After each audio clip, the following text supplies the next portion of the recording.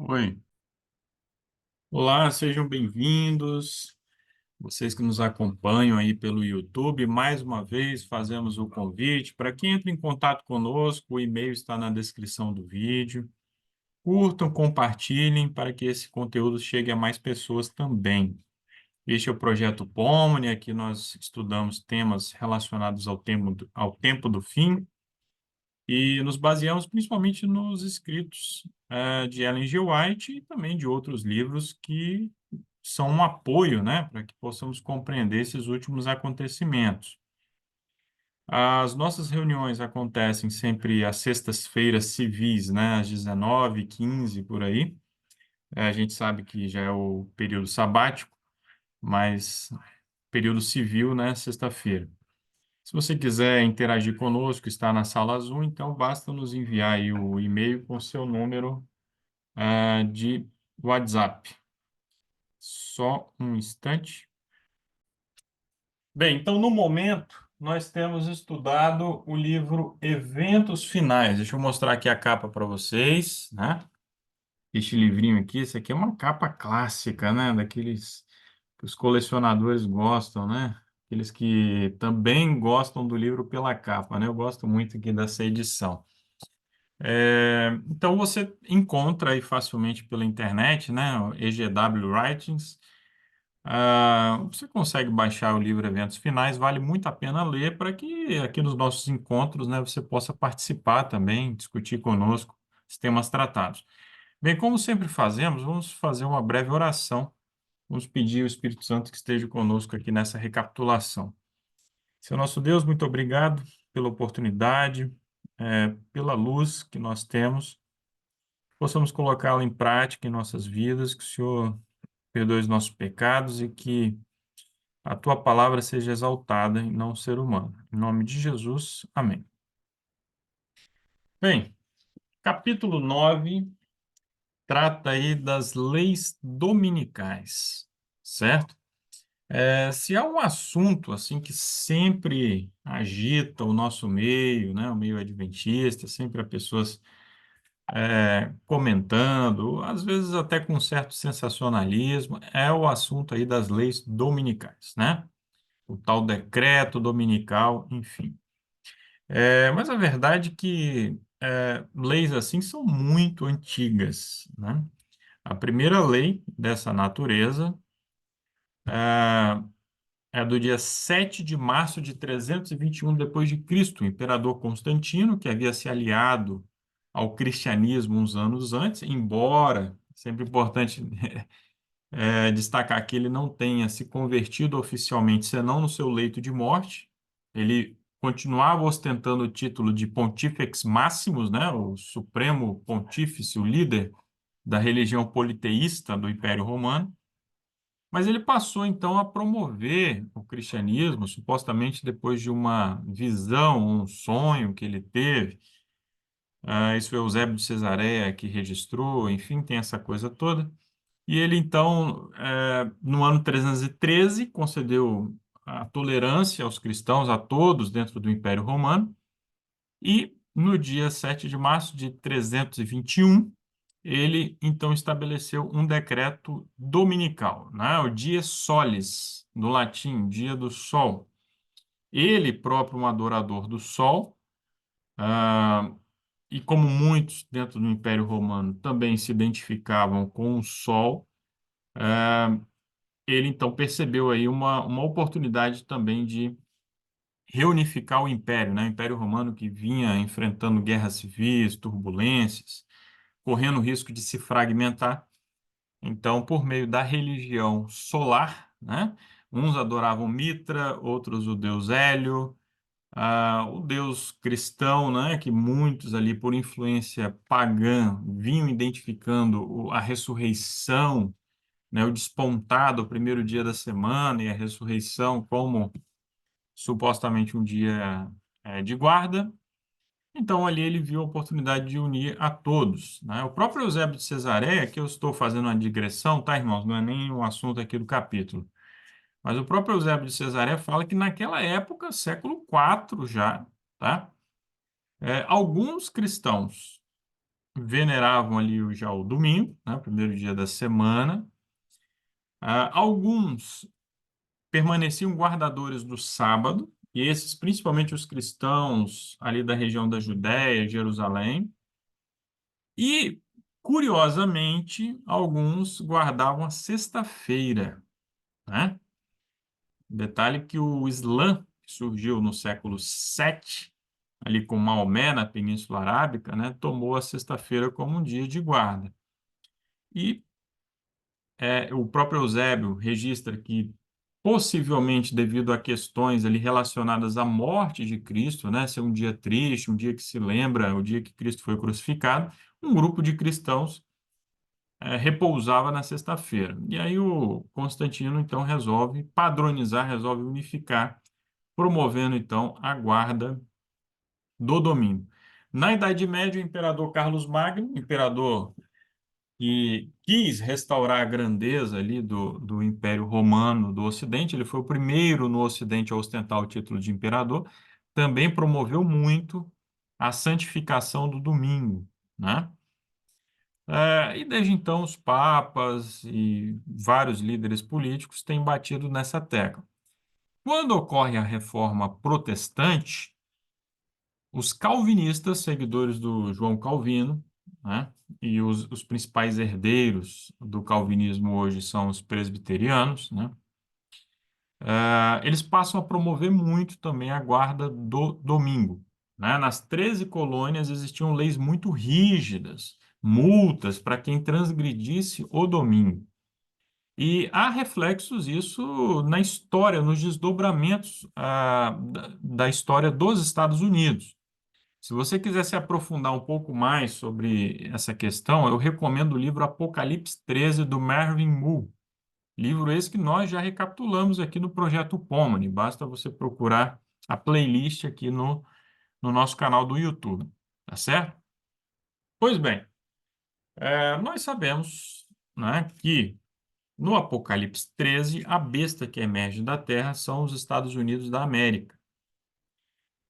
E o papel desta besta que emerge da terra é dar força, dar fôlego à primeira besta que emerge do mar, das águas, né? O papado. E no tempo do fim, uma perseguição terrível se abateria sobre o povo de Deus, devido às ações dessa besta que emerge da terra. E ela fala, ela aparece ali como cordeiro, tem a aparência de cordeiro, mas acaba falando como um dragão. Nós sabemos que no Apocalipse o dragão é identificado ao próprio Satanás. E essa besta opera milagres, prodígios, até mesmo faz descer fogo do céu, né? E assim então, um decreto dominical será imposto a todo o mundo. Então, sintetizando, é esse aí o quadro histórico. Mas o que esse capítulo 9 aí nos traz, nos agrega de mais informações sobre o passo a passo, como as coisas chegarão a esse ponto tão extremo, né, de uma nação que surge com o sinal ali da liberdade religiosa, republicanismo e liberdade religiosa, como ela se tornará um poder perseguidor e que vai extinguir, na prática, a liberdade religiosa. Como que isso vai se dar? Então, esse capítulo aqui nos ajuda a compreender melhor.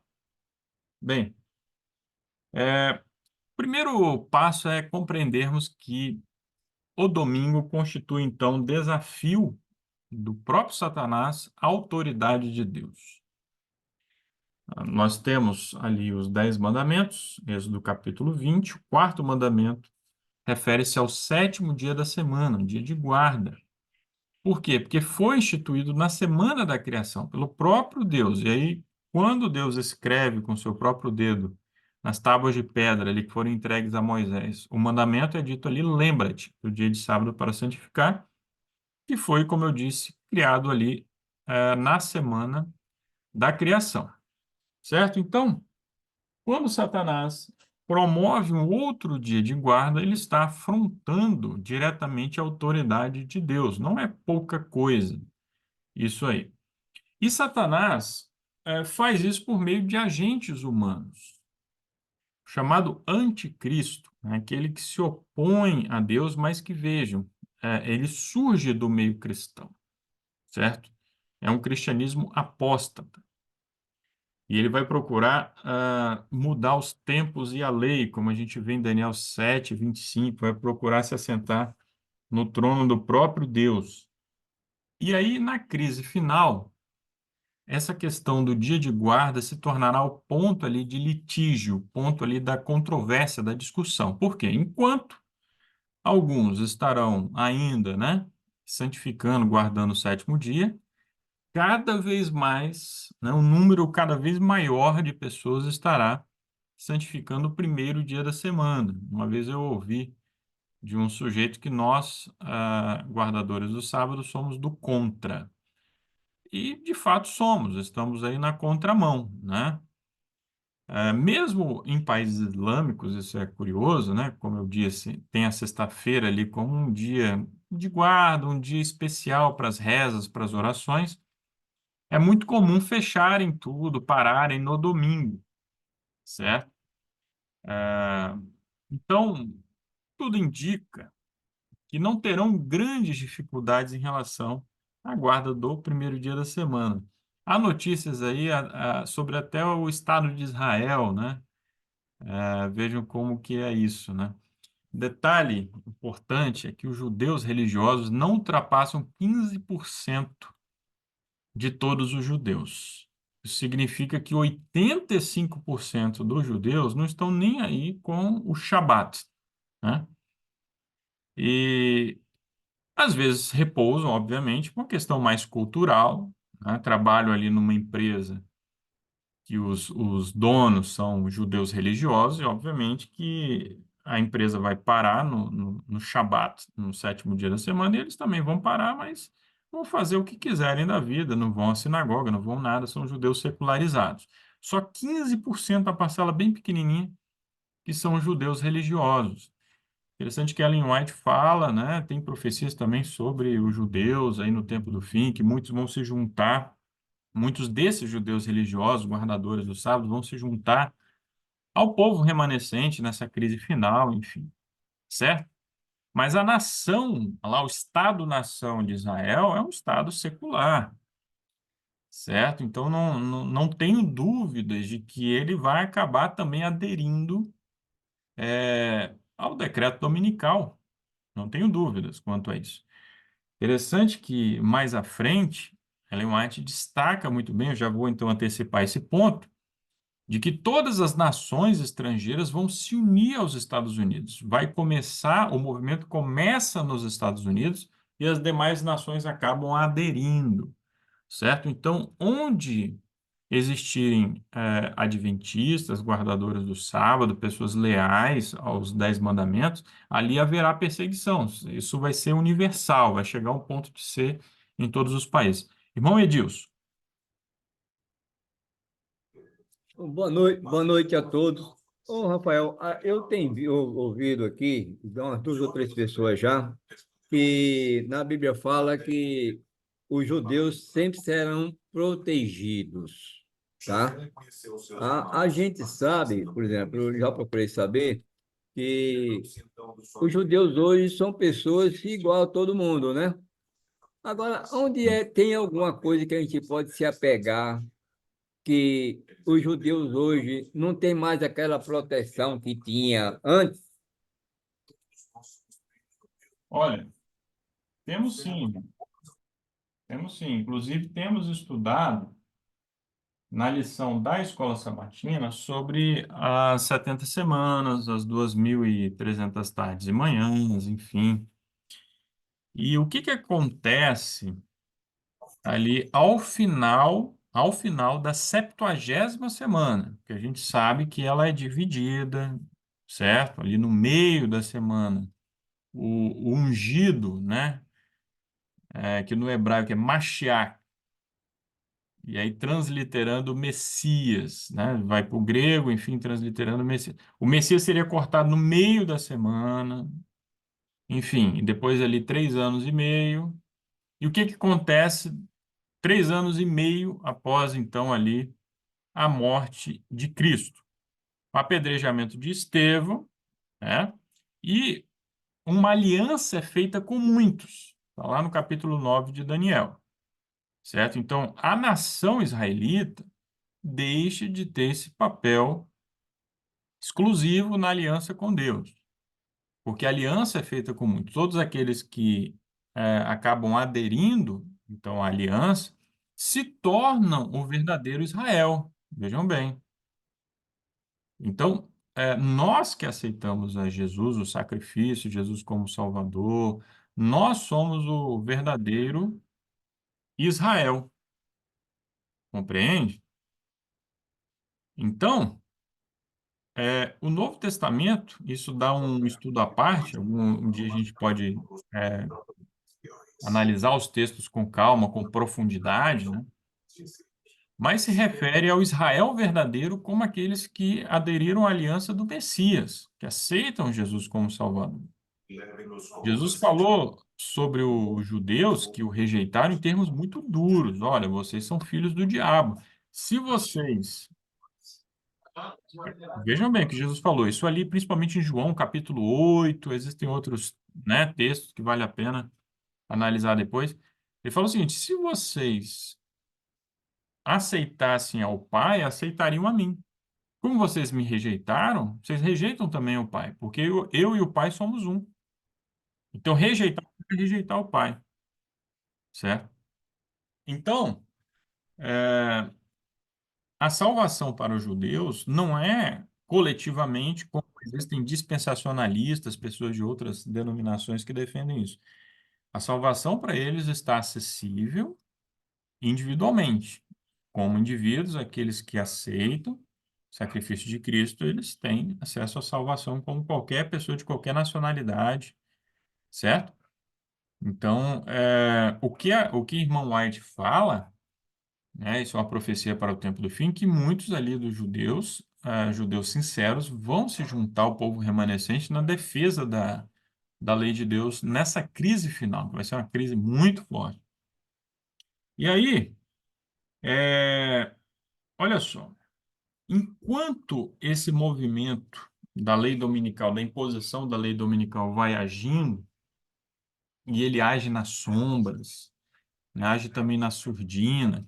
A Ellen White fala que muitos desses militantes, né, nem têm consciência de onde isso vai acabar levando, certo? E a gente vê isso em várias outras situações da história. Por exemplo, quando Hitler chegou ao poder na Alemanha, teve muito apoio, apoio internacional, apoio dentro do país, né?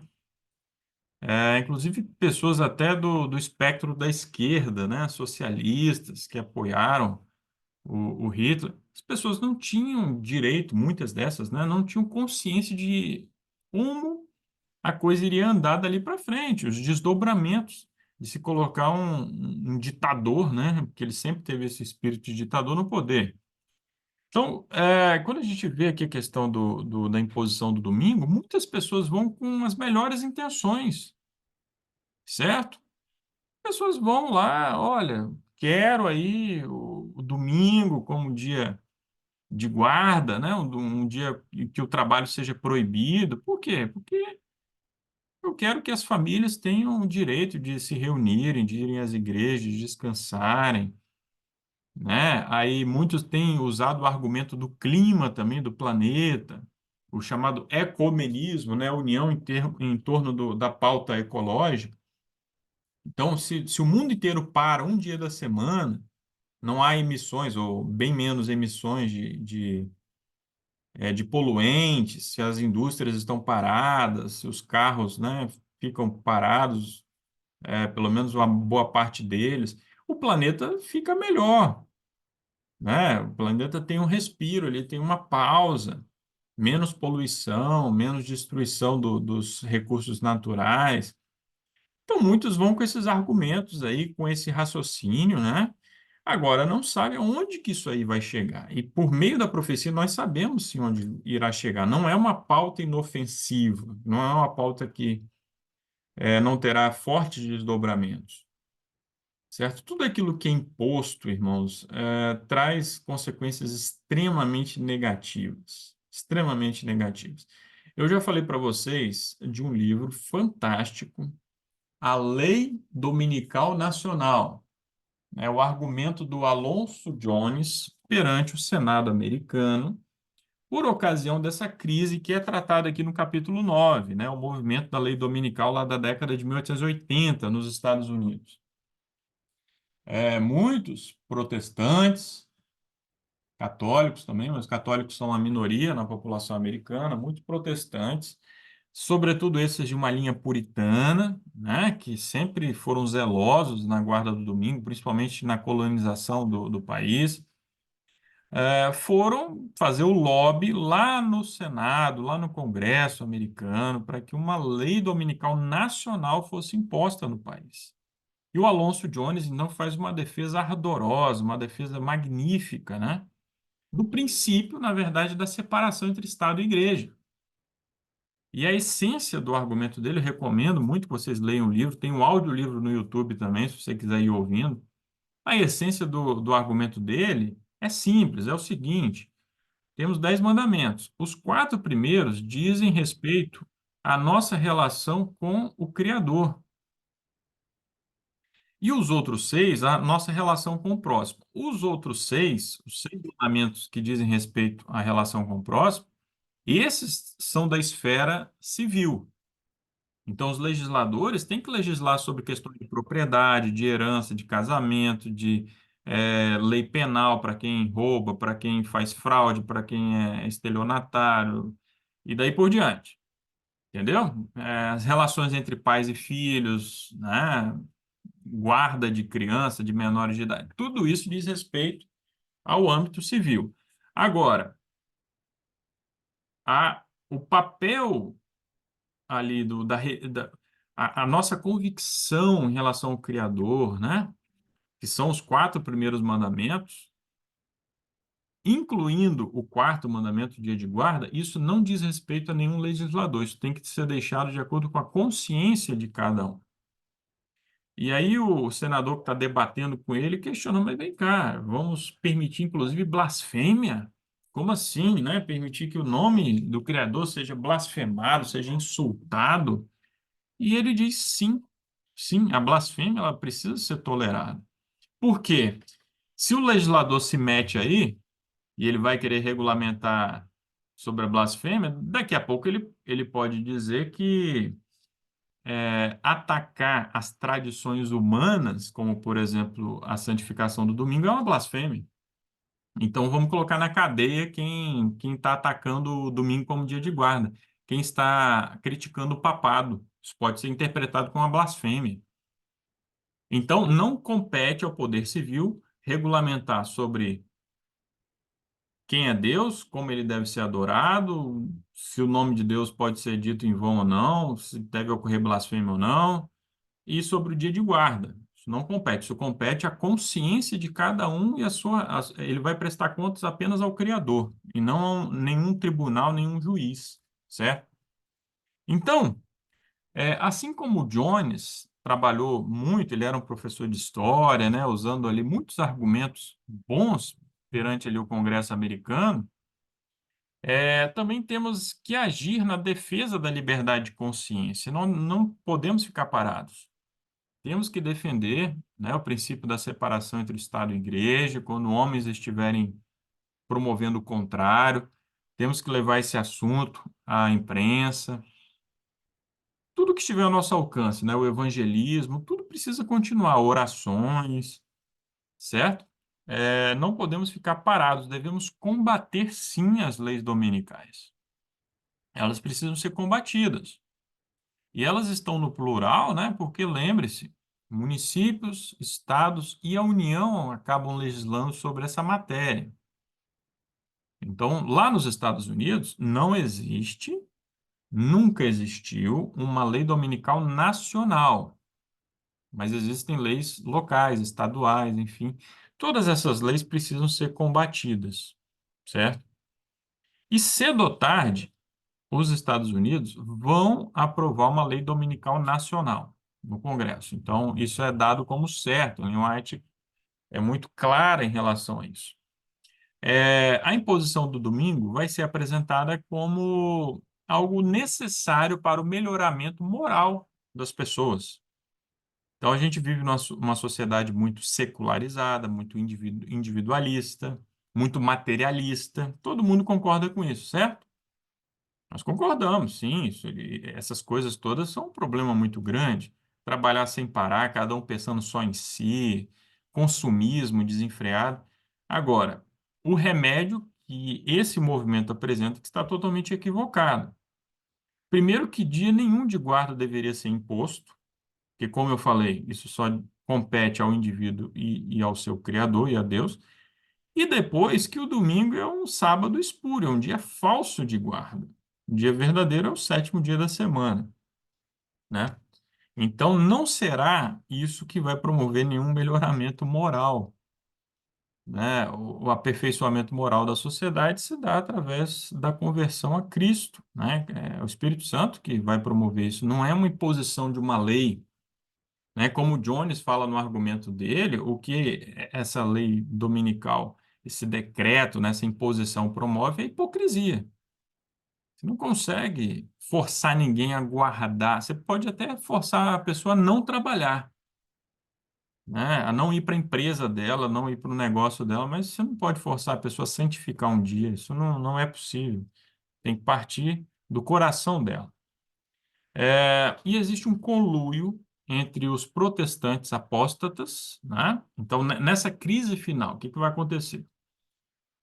As igrejas protestantes vão lançar a mão sobre o abismo e vão se aliar de um lado ao papado, ao catolicismo, e de outro lado ao espiritismo, certo? É isso que vai acontecer. Então, parte dos protestantes, não parte do Papa, não é o Papa que vai lá querer forçar os Estados Unidos a aceitarem o decreto dominical, não, são os protestantes. Sendo que o domingo, não sabem eles, que é uma homenagem ao papado, né? Porque tem sido o catolicismo que tem promovido isso. E os protestantes que falam do sola escritura acabam aderindo também à tradição, a tradição aí da santificação do domingo, porque não há como defender a santificação do domingo, biblicamente falando. Domingo sequer é mencionado, né? A Bíblia fala do primeiro dia da semana. Se fosse um dia especial, como eles dizem, teria um nome especial, como o sábado tem, mas não, é mencionado como primeiro dia da semana apenas. Ok? Primeiro dia de trabalho, primeiro dia secular, primeiro dia comum. Bem, a lei dominical nacional, então, quando for imposta por meio de lei nos Estados Unidos, ela vai corresponder a uma apostasia nacional. Uma apostasia nacional. Isso é muito triste, né? Deus tinha planos imensos, né? Planos maravilhosos para os Estados Unidos da América, um bastião da liberdade, um lugar que recebeu muitos povos de vários países, pessoas fugindo de perseguição, um plano maravilhoso, só que essa nação se corrompeu, né? Tem se corrompido e o ponto culminante dessa corrupção da apostasia nacional será a lei dominical nacional. E a seguir virá ruína nacional. Uma nação outrora tolerante se tornará uma nação perseguidora, uma nação lacaia do papado. Olha que triste, né? Muito lamentável. E as nações vão acabar seguindo o exemplo dos Estados Unidos, né? Como eu havia falado, esse será o último ato do drama e todos vão estar envolvidos de algum modo. Não vai haver meio termo ali. Bem, o que que nos compete aí, além do que eu já mencionei, né? Sobre combater essas leis dominicais e daí por diante. Nos compete, irmãos, não provocá-los. A Ellen fala que não devemos trabalhar no domingo, né? Trabalhar assim de uma forma ostensiva, ir para a rua, não, estou indo para a minha empresa. Quem sabe aí um empresário adventista, né? Alguém que tem uma empresa, ou as instituições mesmo da igreja, enfim, elas devem permanecer fechadas. Não deve haver esse tipo de provocação. E ela fala: aqueles que escrevem né, que se dedicam à imprensa, aqueles que estudam, né, aproveita esse dia para estudar, fica quietinho na sua casa, estudando, né?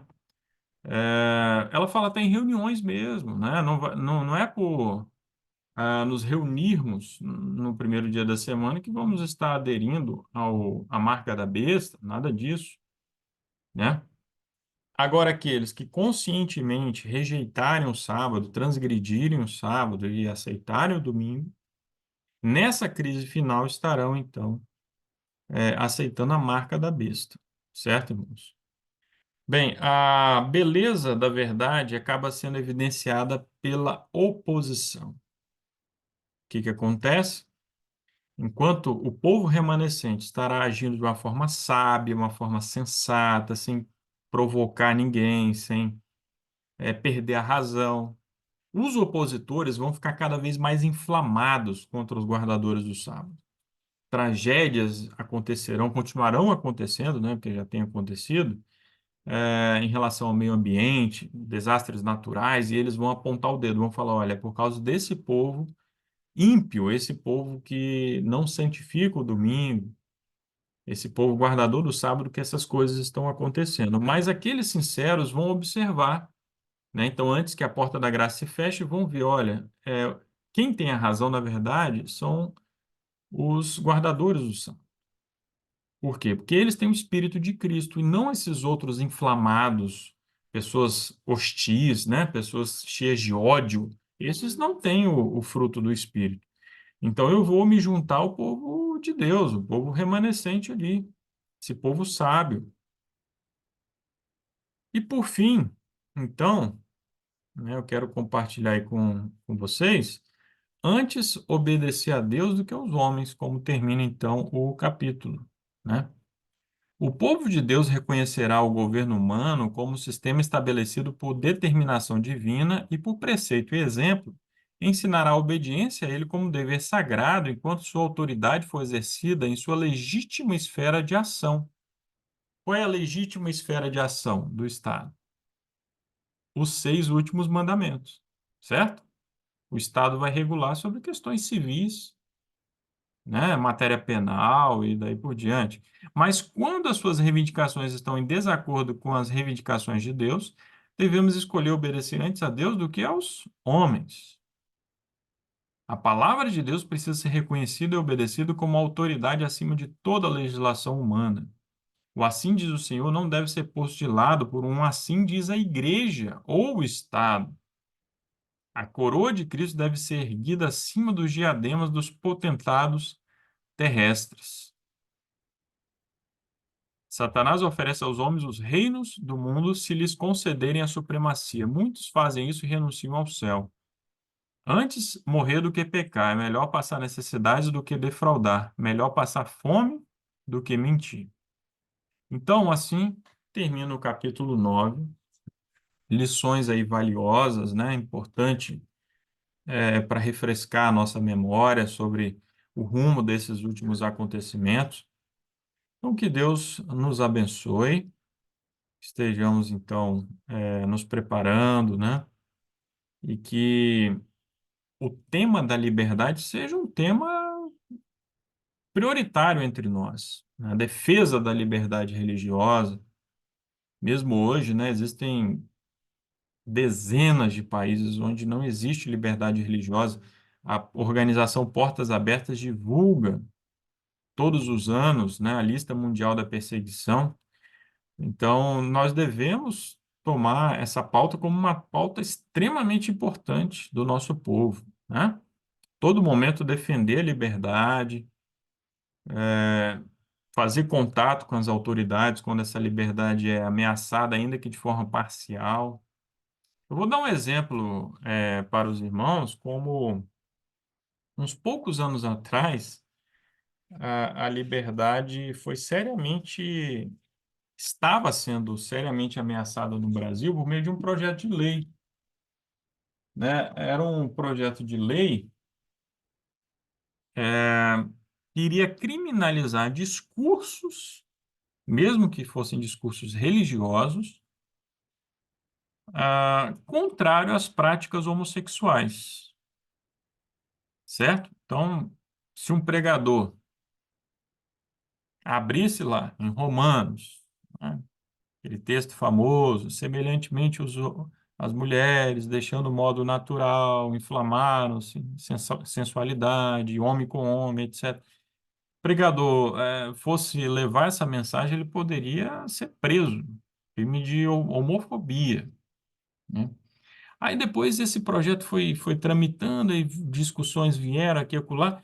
Aí falar, não, tudo bem, então vamos permitir esse tipo de discurso, mas dentro do templo. Se você estiver dentro da sua igreja lá, aí tudo bem. Nós podemos aceitar um tipo de restrição como essa? Será? De modo algum. De modo algum. A liberdade ela precisa ser plena, em todos os canais, em todos os meios. E aquela pessoa que, se valendo de uma suposta liberdade de expressão, se ela ofender, se ela cometer injúria, difamação, aí sim, ela pode ser punida, mas a priori ninguém pode ser restringido sobre o que falar ou onde falar. Se você quiser pregar numa praça, né, uma praça é um local público, se você quiser ali distribuir uma literatura, né, chamando atenção sobre a família, sobre o dia de guarda, sobre qualquer assunto, você, eu, todos nós que nos acompanham no YouTube, seja lá qual for o tema, qual for o tópico, né? Todos devem ser livres para pregar, para apresentar os seus pontos de vista, os seus argumentos, né? Então, nós somos defensores da liberdade. Inclusive, defenderemos sempre a liberdade dos católicos, de todos aqueles que quiserem guardar o domingo. Qual é a grande questão aqui? A imposição de um decreto, né, dominical é que está totalmente errado. Tá? Não podemos concordar com esse tipo de imposição jamais. É isso. Meus irmãos, algum comentário, alguma observação?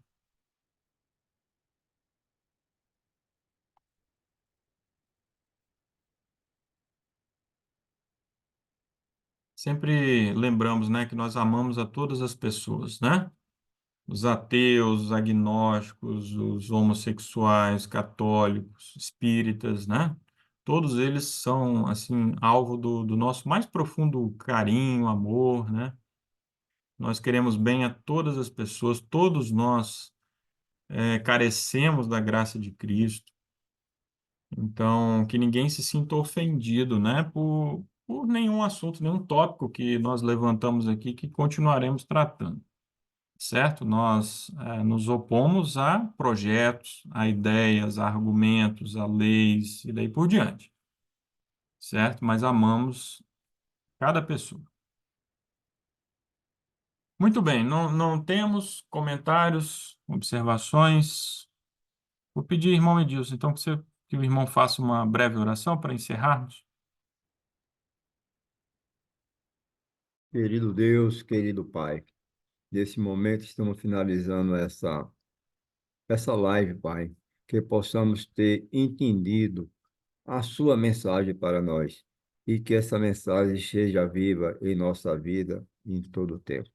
Nós agradecemos, ó Pai, em nome de Jesus. Amém.